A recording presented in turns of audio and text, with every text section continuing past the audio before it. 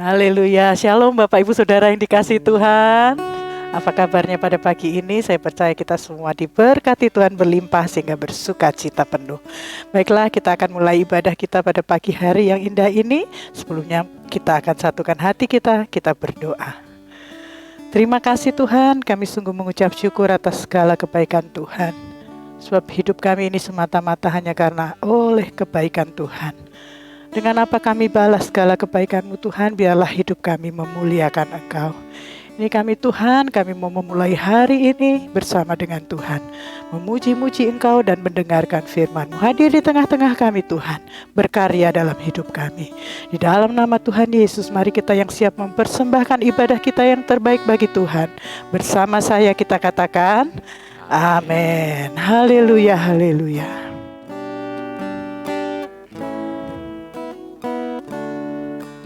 Haleluya. Tuhan, ku mau menyenangkan-Mu. Tuhan, bentuklah hati ini jadi bejana untuk hormat-Mu. Cemerlang bagai emas murni, Tuhan ku serahkan hidupku. Tuhan ku serahkan hidupku. Semua ku berikan padamu. Kuduskan, kuduskan hingga tulus selalu. Agar aku menyenangkan-Mu,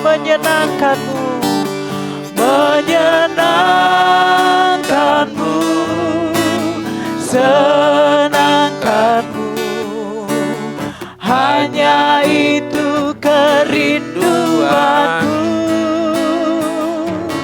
menyenangkan-Mu, senangkan hatimu. Hanya itu kerinduanku,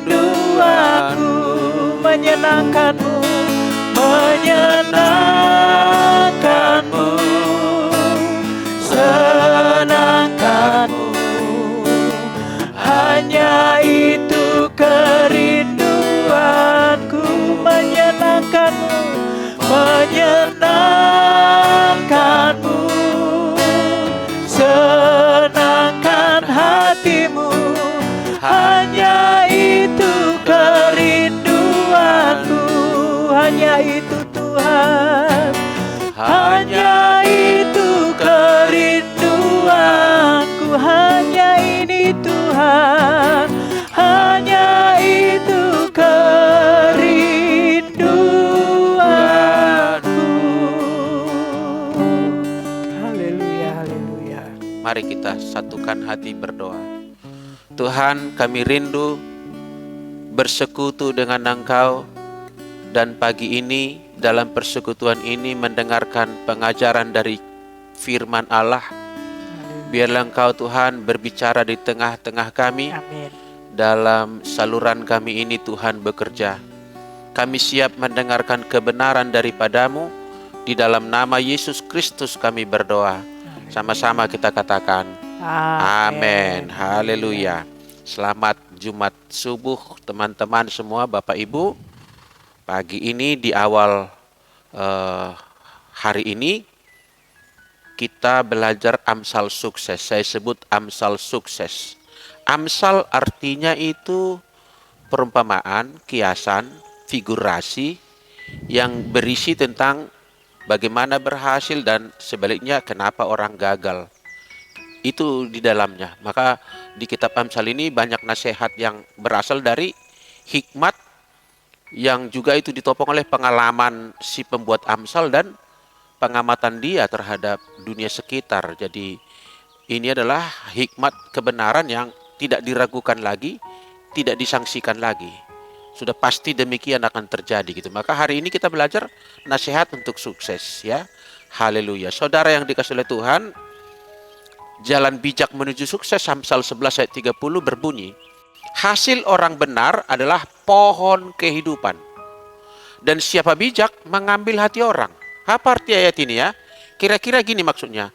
Kalau orang itu benar, orang itu bijak, maka result atau hasil daripada kerjanya itu digambarkan seperti pohon kehidupan yang memberikan kehidupan, sehingga akan terjamin hidupnya, karena pohon tadi akan menghasilkan buah-buah gitu ya. Kalau tempat berlindung pun dari hujan, dia pohon itu tadi rindang gitu. Dan selanjutnya karena dia terjamin hidupnya baik, kehidupannya, maka dia juga memberikan dampak kepada orang lain, pengaruh yang baik, sehingga semakin banyak pengikutnya. Yang tadi Amsal dalam bahasa Indonesia dikatakan orang bijak itu mengambil hati orang, disukai orang, bisa mempengaruhi banyak orang. Artinya orang bijak itu ya pasti sukses, saudaraku. Sukses dalam hidupnya dan memberikan pengaruh bagi orang lain. Haleluya. Saudara, kita akan lihat beberapa poin, pertama dan kedua dan ketiga nanti, bagaimana Amsal sukses itu. Yang pertama, saya sebut saudaraku, untuk menjadi sukses, seseorang harus bijak di dalam keluarganya. Bijak, harmoni ya, termasuk di situ, di dalam keluarga internal dulu. Kita baca satu ayat, Amsal 11 ayat 29. Sama-sama kita baca. Siapa mengacaukan rumah tangganya akan menangkap angin. Kita tahu ya, menangkap angin itu kita mungkin capek tapi tidak ada dapat apa-apa gitu ya. Mana bisa kita menangkap angin. Orang bodoh akan menjadi budak orang bijak. Jadi gitu tadi ya, orang yang mengacaukan rumahnya akhirnya dia menderita, menjadi korban dari orang-orang lain nanti jadinya. Jadi pertama-tama basis untuk menjadi orang sukses itu, Bapak Ibu, adalah bijak di tengah-tengah keluarga. Circle utama kesuksesan adalah keluarga. Artinya kesuksesan dimulai dari tengah keluarga. Bukan dimulai dari kampus yang terbaik, sekolah kepemimpinan terbaik, bukan. Bukan dari guru yang paling baik, yang paling hebat di kota ini, di negeri ini, bukan. Sukses itu dimulai dari tengah keluarga. Keluarga adalah basis bagi keberhasilan seseorang. Saya boleh sebut keluarga adalah kampus. Kampus kan tempat belajar, tempat pendidikan, persiapan untuk sukses. Ini keluarga adalah kampus terbaik bagi kesuksesan. Bukan Harvard University, bukan. Bukan University of Indonesia, bukan. Kampus terbaik itu namanya keluarga. Family, your family. Perhatikan saudaraku, orang-orang sukses yang benar-benar sukses ya. Bukan sekedar dia mencapai kekayaan atau mendapatkan pamor politik yang luas, bukan. Orang-orang yang kita kategorikan benar-benar sukses, bahagia hidupnya, itu selalu ditandai dengan mereka memiliki keluarga yang harmonis, saudaraku. Utuh rumah tangga itu. Karena dari sana adalah modal untuk berhasil di luar rumah. Prinsip baku, saudaraku. Sukses tertinggi bahkan adalah berhasil membangun rumah tangga yang di dalamnya anggota keluarga itu satu sama lain relasional, saling terkait. Tidak ada permusuhan di dalamnya, tidak ada kebencian di dalamnya. Masalah mungkin banyak, plus minus mungkin ada, tapi keluarga yang harmonis itu, itulah sukses yang tertinggi. Sukses tertinggi bukanlah meraih jabatan yang tinggi di negara ini, bukanlah menjadi orang terkaya nomor 1 di Indonesia atau di dunia, bukan.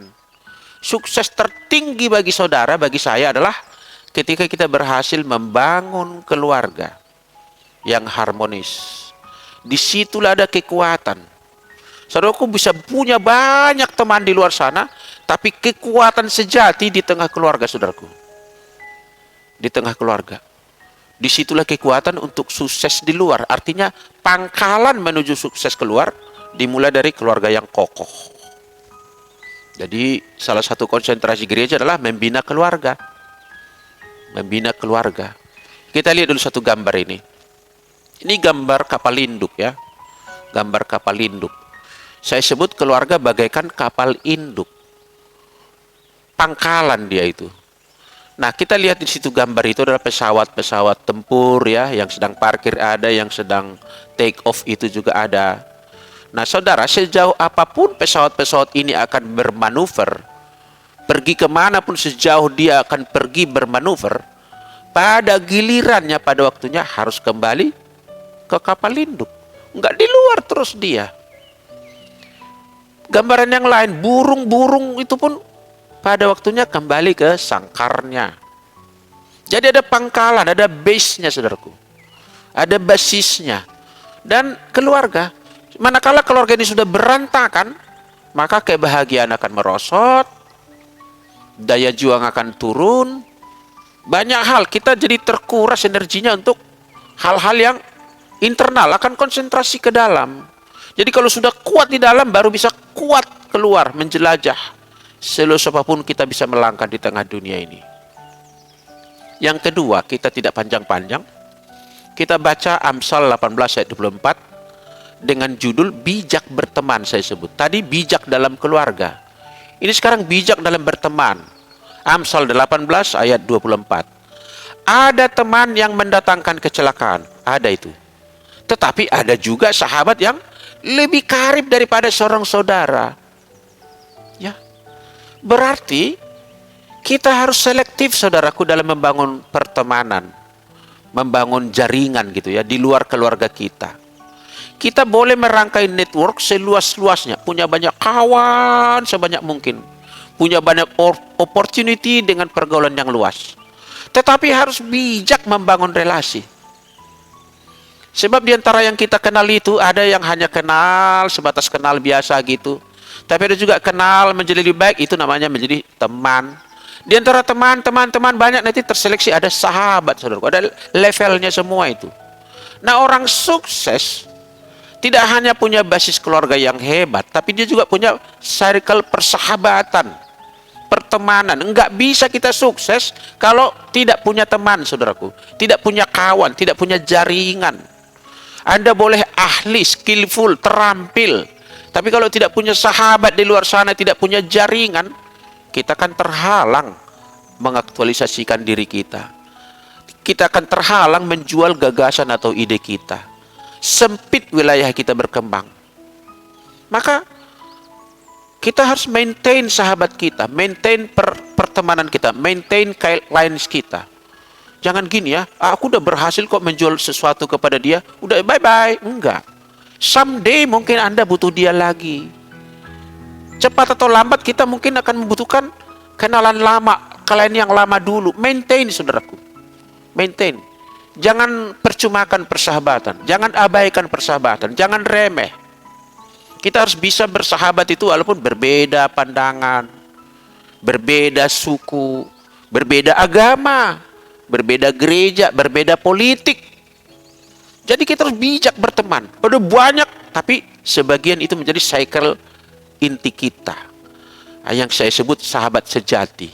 Di antara banyak itu harus ada kawan sejati kita. Kalau tidak nanti kita bisa kesepian di tengah ramainya dunia ini.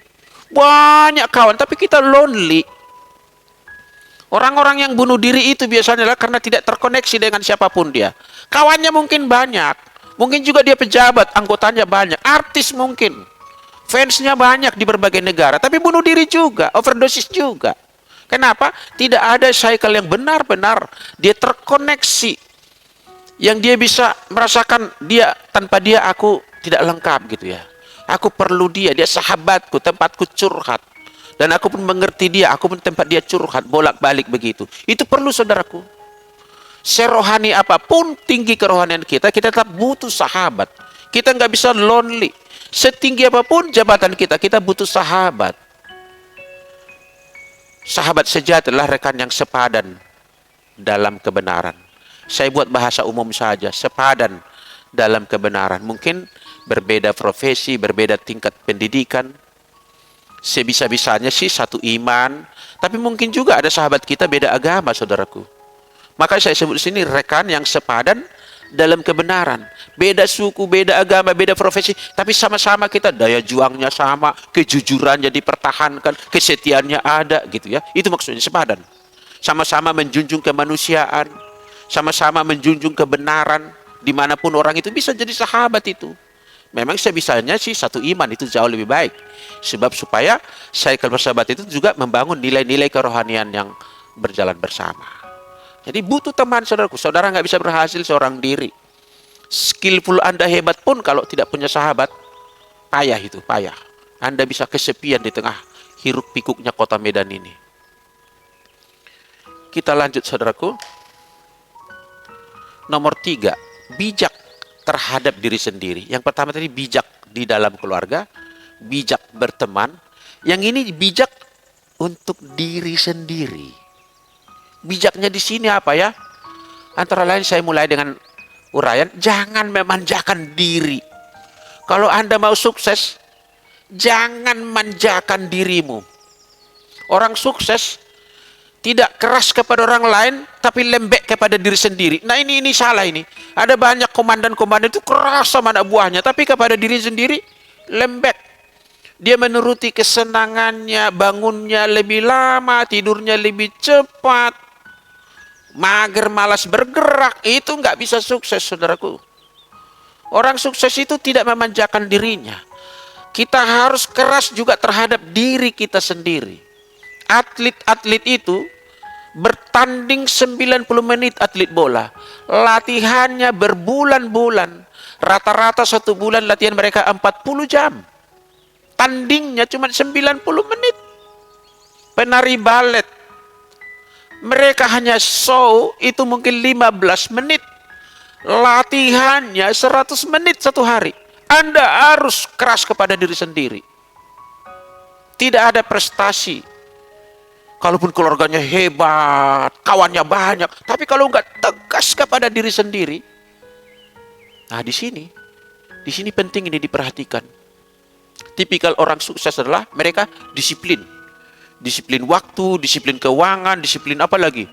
Bacaan harus ada yang dibaca. Jangan ilmu kita terakhir adalah ketika kita lulus dulu 10 tahun yang lalu, 15 tahun yang lalu, itulah ilmu kita terakhir. Anda mau sukses di zaman sekarang, Anda harus keren dengan ilmu yang terbaru. Anda update gitu, nggak boleh ketinggalan zaman, saudaraku. Kalau mau sukses, tegas kepada diri sendiri. Kelola dengan baik, siap berkorban. Orang sukses itu meninggalkan kenyamanan, saudaraku. Kalau hanya membangun kenyamanan, zona nyaman adalah zona kegagalan. Kita berani tidak nyaman. Sukar si buku ini, tapi enggak apa-apa, demi sukses saya kunyah buku yang keras ini. Berat sih melakukannya, tapi saya mulai dan saya latih diri saya. Semua orang sukses adalah orang yang keras kepada dirinya. Saya tidak mengatakan orang tua yang sedang mendengarin umur 80 keras olahraga, ya enggak juga. Maksudnya bijak kita ya. Sebatas optimal yang kita bisa, kita tegas dan mengelola diri kita. Orang sakit ya tentu dia.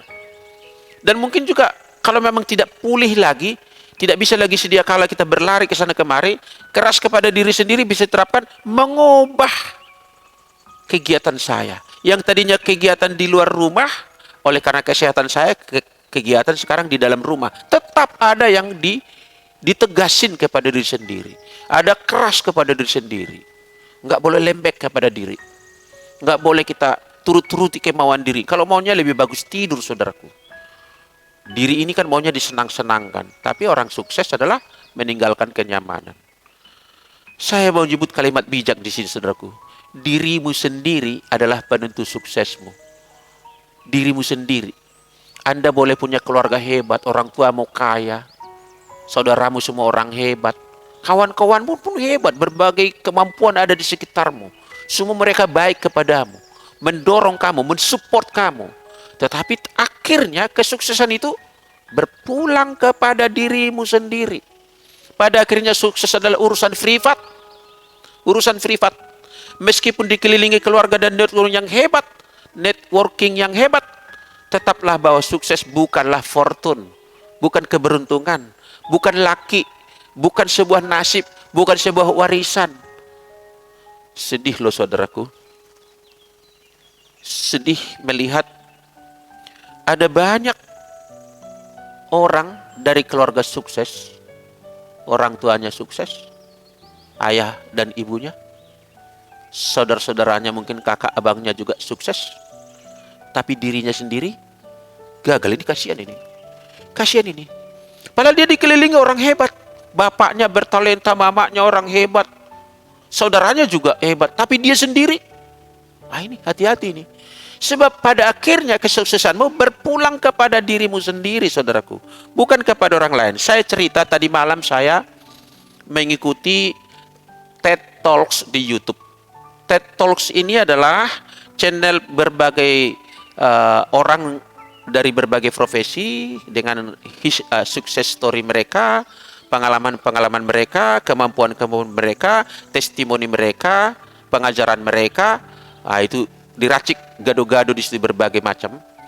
Dan yang tadi malam saya tonton itu adalah seorang bernama Kumaran Rasapan dari Singapura. Dari Singapura, dia menyaksikan bagaimana dia mendaki puncak Mount Everest. Dan dia tunjukkan foto, dia di puncak tertinggi Mount Everest, tidak lupa mengangkat bendera Singapura. Lalu dia tanya audiens, apakah menurut saudara saya adalah sukses? Kata dia. Serentak orang yang hadir di situ berkata, of course you are success, katanya.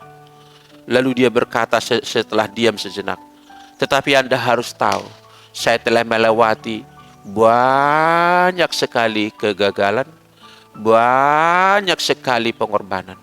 Perjalanan ke sana tidak seperti yang saya skenario sejak awal. Seperti persiapan dan latihan yang saya buat. Pada kenyataannya, kecuraman, kelicinan, permukaan gunung itu tidak seperti persis yang saya bayangkan. Tantangan cuaca, udara yang semakin menipis, hujan, badai, tidak semua persis seperti saya bayangkan. Kadang saya terperosot ke bawah, kadang saya gagal melakukan sesuatu. Tetapi saudaraku, kata dia, yang membuat saya sampai ke puncak inilah, seberapa kali pun aku gagal, segitu juga aku bangkit lagi. Wow, saudaraku, ini exciting. Pada akhirnya, bukan kegagalan itu yang membuat cerita akhir hidup kita, tetapi apakah pada diri kita ada hasrat yang kuat untuk bangkit. Sekali lagi saya coba lagi, saya mulai lagi, saya ulangi lagi. Saya coba cara baru, saya terapkan metode yang lain. Terus, akhirnya berpulang kepada diri sendiri, saudaraku. Kumaran mempunyai kalimat-kalimat yang baik, saudaraku. Dia berkata, jika saya stop pada titik kegagalan tertentu di masa lalu itu, maka foto di atas puncak Mount Everest tadi tidak akan pernah ada. Tepuk tangan tidak pernah ada, sambutan orang kepada saya tidak seperti sekarang, kata dia. Dan lalu dia bilang, kuncinya adalah tetap maju. Apapun tantangannya, walau kadang kita harus melambat, walau kita harus mengganti kegiatan, walau kita mengubah rute, walau kita juga akan melakukan yang belum pernah kita lakukan, atau mungkin mengorbankan lebih banyak daripada yang kita duga. Yang penting tetap maju. Pada akhirnya kesuksesan adalah hasil daripada pengorbanan, akumulasi daripada semuanya itu. Dan orang yang pada akhirnya bertekad untuk maju, akan maju, saudaraku. Saya tambahkan, saudaraku, saya pernah mendengarkan kata bijak begini. Tuhan menolong orang yang menolong dirinya sendiri. Wow. Saya ulangi, Tuhan, ini maha baik dia ya. Menolong, saya tandai, tanda kurung, hanya. Mungkin agak kejam saya, apapun itu, ya itulah pendapat saya. Tuhan menolong dalam kurung hanya. Menolong orang yang mau menolong dirinya sendiri. Allah kita tidak akan bisa bekerja menolong orang yang dia sendiri sudah apatis, nggak mau lagi berjuang, nggak mau lebih berusaha, nggak mau melakukan yang disuruh, nggak mau melakukan perintah Tuhan, nggak mau bangkit. Nah, itu sulit ditolong oleh Tuhan. Sebab keberhasilan bukanlah takdir dari Tuhan. Keberhasilan adalah memang rancangan Tuhan bagi setiap kita, tapi pada akhirnya dimulai dari keluarga yang baik, pertemanan yang baik, dan terakhir bijak di dalam diri sendiri. Bijak mengelola diri sendiri, bijak mengelola waktu, bijak mengelola konflik, bijak mengelola persoalan-persoalan. Puji nama Tuhan. Saya simpulkan kebenaran ini bagi kita, sukses bukanlah teori, maka harmoni di keluarga dimulai, dari situlah modal awal kita. Harmoni dengan sesama, itu bijak dengan sesama, di sanalah peluangmu terdapat. Harmoni atau bijak terhadap diri sendiri, karena itulah penentu yang paling menentukan. Selamat menjadi sukses, saya percaya Tuhan menolong setiap kita. Haleluya, mari kita berdoa. Terima kasih Tuhan, di pagi hari ini kami boleh sejenak percikan-percikan Amsal mengenai kesuksesan boleh kami dengarkan. Kiranya dari apa yang sudah kami dengarkan, Engkau terus memberikan kepada kami pencerahan-pencerahan yang semakin memampukan kami agar tampil menjadi orang yang sukses di dalam kehidupan kami demi kemuliaan bagi nama Tuhan. Bagimulah Tuhan segala pujian, hormat, dan kemuliaan. Haleluya. Kita akhiri pertemuan pagi ini dengan menerima berkat Tuhan. Bapak Ibu, bukalah hatimu, pandanglah Kristus, dan terimalah damai sejahtera dari Allah Bapa kita yang kekal dan dari anaknya yang tunggal, Yesus Kristus, Tuhan dan Juru Selamat kita yang hidup, dan oleh penyertaan dan kuat kuasa Roh Kudus beserta kita mulai pagi ini, mengangkat kita naik bukan turun, menjadikan kita kepala bukan ekor, sehingga apa yang kita buat dibuat oleh Tuhan menjadi berhasil. Di mana kita berada, kemana kita melangkah, di sana berkat Tuhan diperintahkan, dan malaikatnya menjaga mengawal kita, tidak mengalami celaka dan tidak mengalami mara bahaya. Lanjutkanlah aktivitasmu, percayalah anugerah Tuhan selalu baru, setiap pagi diberikan kepadamu. Haleluya, dalam nama Yesus Kristus kami berdoa, amin. Sukses Jumat hari ini.